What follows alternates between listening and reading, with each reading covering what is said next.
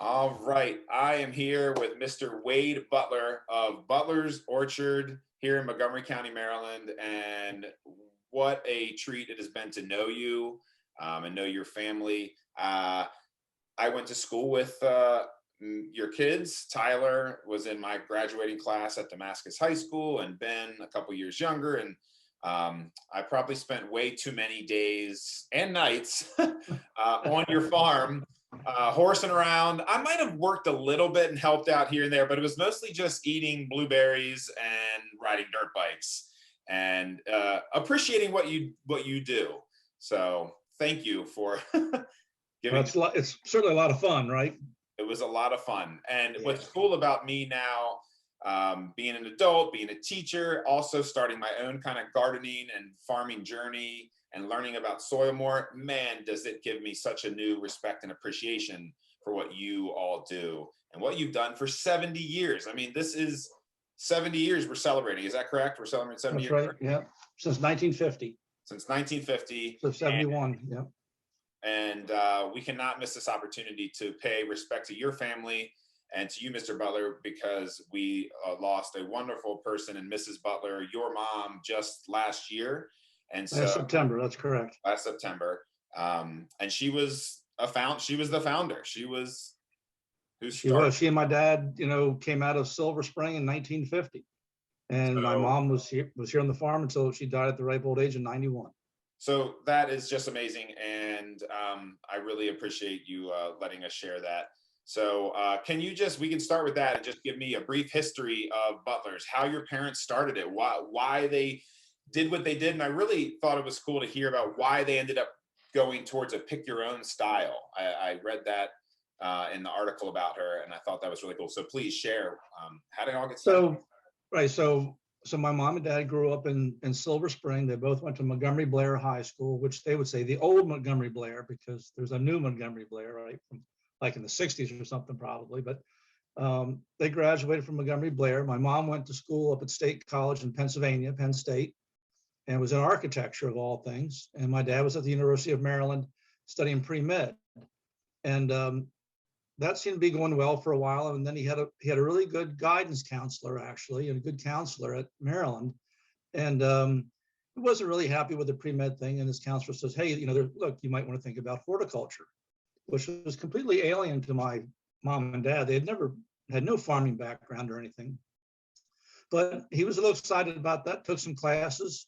And like I say, I think it was probably the influence of his professors and of his counselor there that really got him on the direction and put him in towards horticulture. Graduated from Maryland, did some odds and things. He delivered the mail a little bit. He measured wheat. So measuring wheat was, you have this wheel on a rod and it measures the fields in rods. And so he worked for the government measuring wheat fields all around Montgomery County. So he got to know all of the farms in the area, because he would take this rod of his and he would walk the perimeters of all these fields and then write it down. And it was measured in rods. And I don't know how many feet are in a rod or how many acres in a rod, but yeah. And we still have that old tool. It's got a great big wheel and a handle with a clicker on it. Cool. So it's kind of a cool old thing. Yeah. They bought this old log house in 1950. It was falling down, didn't really have any indoor plumbing or anything. I mean, I don't want to say it was a whim, but it was certainly a dream, certainly a vision that they had. And of course, right away, my dad got called into the Army. It was during the Korean War, but he served in Germany as part of the occupation force after World War II. So my mom was there for a couple of years by herself, and they were fixing the house up and waited for him to come back. Came back, and there was already peaches on this farm. In fact, there were 17 acres of peaches on this farm, and they bought it, which is quite a bit.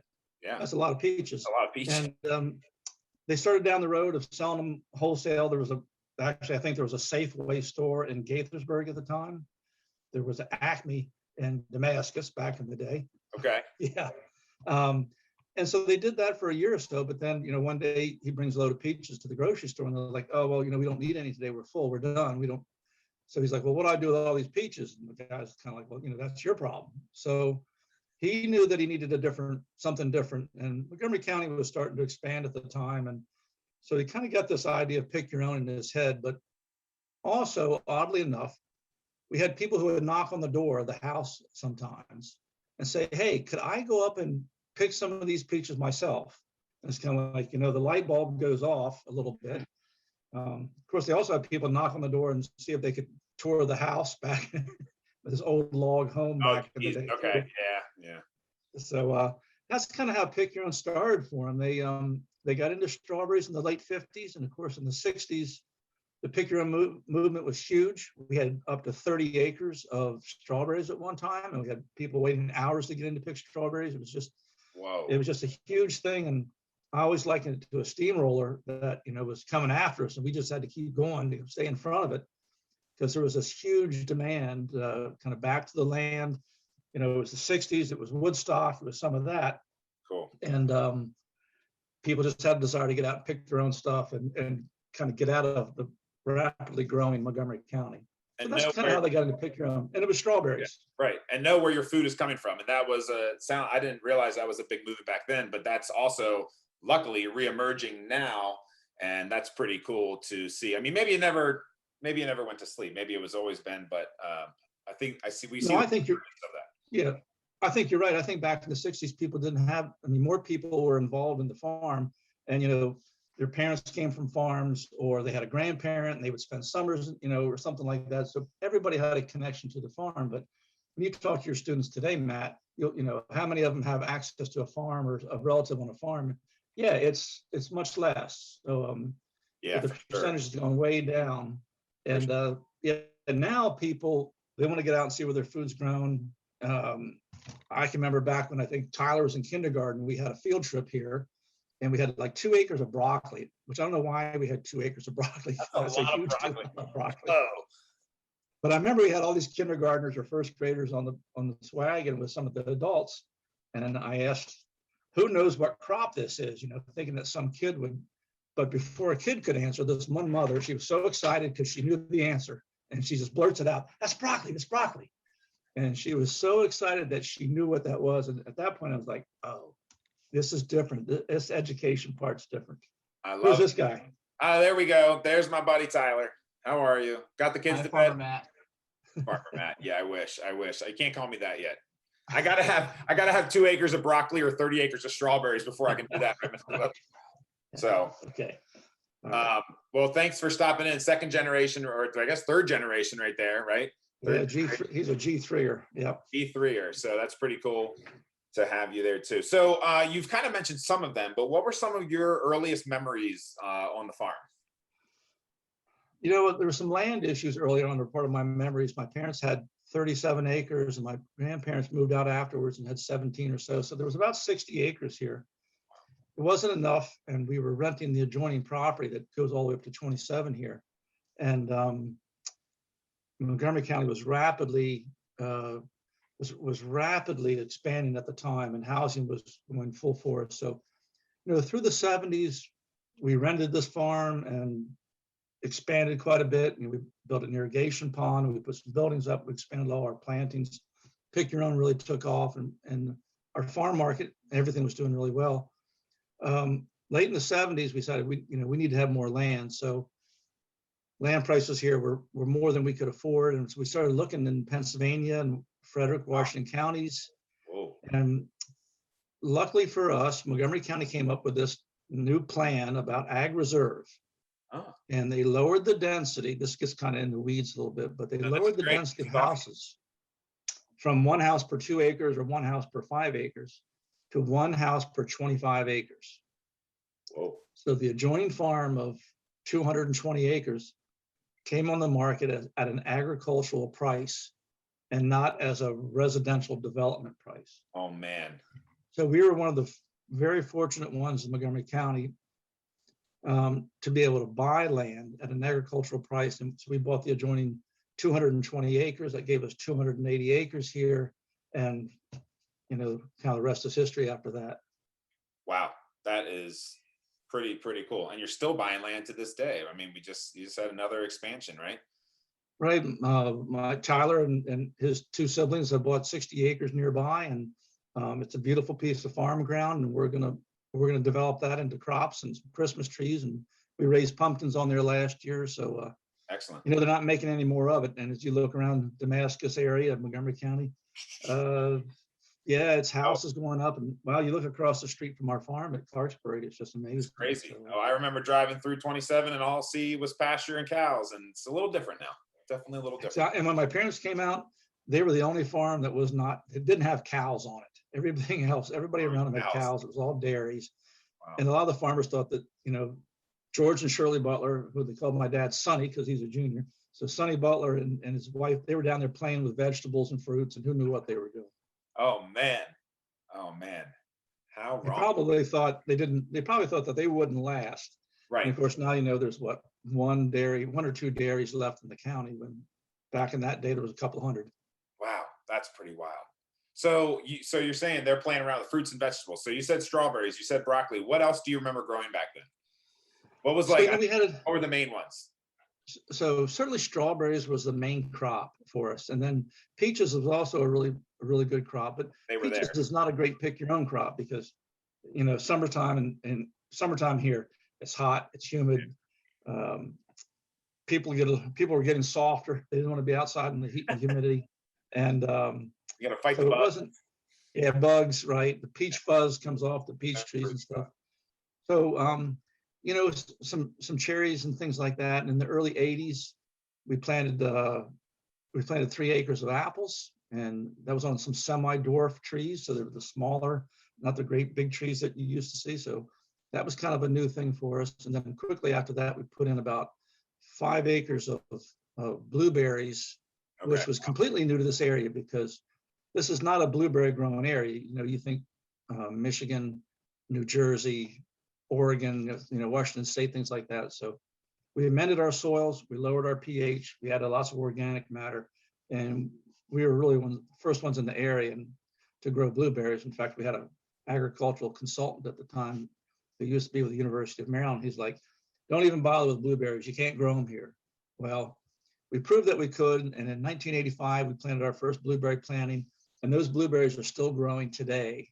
All these years later, and I mean they're big old bushes, but they still produce. So and you're adding more. I mean, I think Tyler said you guys are adding more bushes, aren't you? Bringing some in more.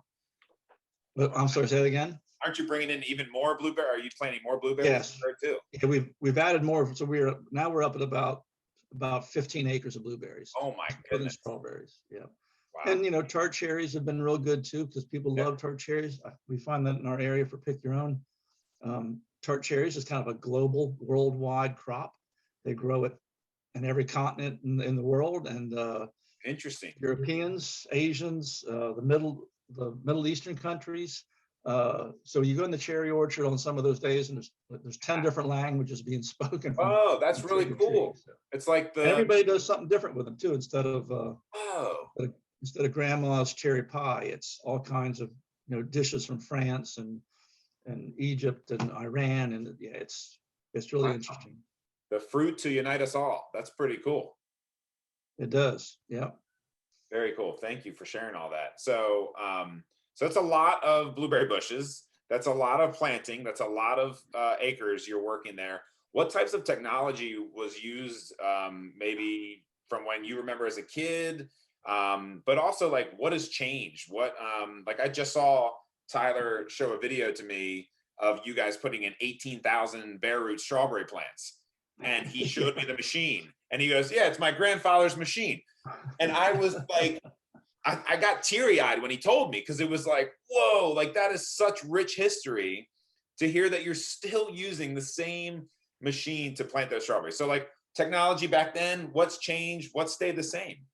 Some things have changed quite a bit. You can get GPS tractors now that plant everything in a straight row and harvest in straight rows. A lot of mechanical automation stuff for planting, harvesting, and crop maintenance throughout the year. They're talking about apples though, because apples have changed quite a bit over the years. They don't stand on their own roots anymore. Now you have to have a trellis and a wire and all that. But somebody said as far as harvesting apples, the last great invention for harvesting apples was the invention of the ladder. So think about that. Yeah. Oh, man. So yeah, apples are still completely hand harvested. Strawberries are hand harvested. So Wow. there's lots of technology in the works to try to figure out ways. There's robotic strawberry pickers now that they're using in Florida, and they run 24 hours a day. And so the labor aspect of Yeah. labor crews coming in from other countries to pick crops and stuff, boy, it's been problematic. As probably everybody knows, um, trying to get enough labor to pick all the crops that we have. So automation's coming along, and we had my mom and dad a couple small little old tractors, and we still have the first new tractor that we ever bought. It was like in 1962 or something like that. It was a little Oh, small international tractor. Now we've got about 15 tractors on the farm, and they all do different things and lots of specialized equipment. So it's come a long way. It really has. that's really cool. That's very cool to hear. And to hear that yeah, that's great. I can't even think. Um, well, that's excellent. And, is there any other like common themes that you see? I know, like, right now I'm reading a lot about and I'm learning a lot about, and there's a lot of big movements around organic matter, which you've already hit on. You brought in organic matter and like no-till, that type of stuff, but also like cover crops. And I see you are a big advocate of cover crops. Is that something that's always been done, or is that something that was introduced in your history at some point that you started doing? I'm just interested in those types of, I guess, agricultural principles that you see. Right. So there's, when my dad started out, it was all the old technology, all the old school stuff. You plowed, you planted, you cultivated, you worked a lot of the ground, you disturbed it a lot. But being close to the Chesapeake Bay, even in the 60s, things started to change. And Maryland has always been on the forefront of the no-till movement and soil conservation movement. And so, you go other places in the country and you see, wow, they're still plowing and tilling ground and opening ground up. And, Maryland farmers, we don't do that anymore. And, as a 25-year member of the Soil Conservation Board in Montgomery County, I got to see a lot of changes of how a lot of practices, fertilizer, tillage, cover crops, biomass, all kinds of things like that. So Maryland farmers are on the forefront of trying to do a better job keeping the soil in place, stopping erosion, any pesticides or nutrients that are on the farm. Cover crops do a great job in the fall of grabbing any extra fertilizers that are there, especially nitrogen, and they hold it until the next planting season. And then when that crop dies, that fertilizer is still there for the next season. So instead of it being leached away, that cover crop holds it. And it used to be that rye, not grass, but the grain rye was a great one. But now there's crimson clover and there's buckwheat and there's all kinds of different. It's a huge explosion in cover crops and what do different things and how you can incorporate them into a no-till system. When we plant pumpkins, we have we'll plant a cover crop, let it grow for a while. We'll fertilize that cover crop so that it can be taken up immediately by that crop. And so then when you're ready to plant your cash crop, if you will, like pumpkins, you bring in a herbicide and you burn off that cover crop. And typically that herbicide has been glyphosate, Roundup, which is in the news a lot lately. Yeah. And it's gotten a bad name, and certainly Monsanto has too. But glyphosate, Roundup, has enabled farmers not to till ground. So it's served a great purpose in that respect.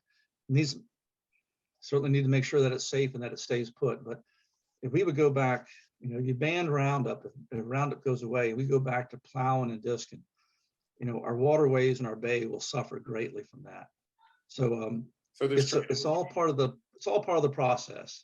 And the cover crops do great. They hold everything right there. We kill the cover crop off with the herbicide, plant through it. You got a nice seed bed there, and soil structure is really important.